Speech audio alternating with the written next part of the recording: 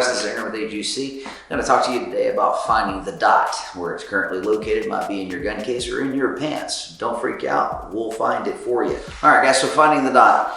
What might be the issue? Why can't you find it? There are a couple factors, not to dive too deep into them because today we're going to keep the video short, but two things I like to focus on or harp on when I'm teaching someone to find the dot or help find the dot. It would be what they're visually doing and then what they're physically doing within their grip or presentation with the gun, right? So let's dive into it.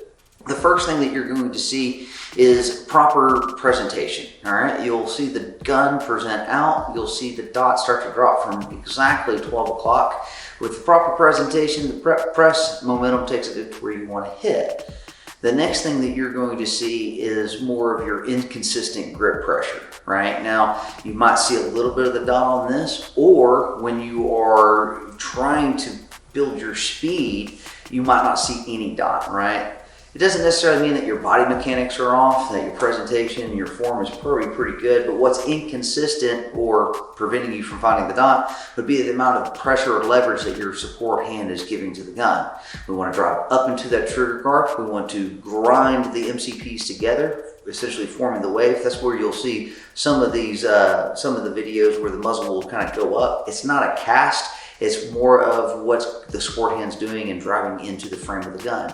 Pinky is life, so if you ever have an issue with the gun is out in front of you, you see all the window, but you don't see the dot, just increase a little bit of pinky leverage and you'll find the dot quickly drop from that 12 o'clock. The other things that you might be running into is what you're visually doing, right? If you come from the iron side of the world, you might be visually focusing back in on the gun versus being visually focused onto the target. If you're a rifle shooter, we kind of crisscross what we do here, right? So on rifles, we focus in at the reticle. On pistols, we focus in at the target. We don't want to get chasing into the dot. The dot is a fallacy.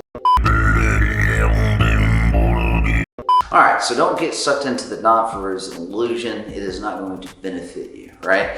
Keep your eyes pinned to the target or where you would like that dot to go. Use your hands naturally from the waist on the collection of the gun to bring to your eye level. Proper grip pressure and leverage in the gun will have that dot consistently drop from the 12 o'clock. What we want to do is be able to get where we are so consistent we get into dot predictability. Guys, if you'd like to know more info, reach out to us at AGC, Aaron's Gun Cabinet online. 501-218-6999 is my phone number. Feel free to give me a call anytime. I also hope to see you out on the range to do some training. Thank you.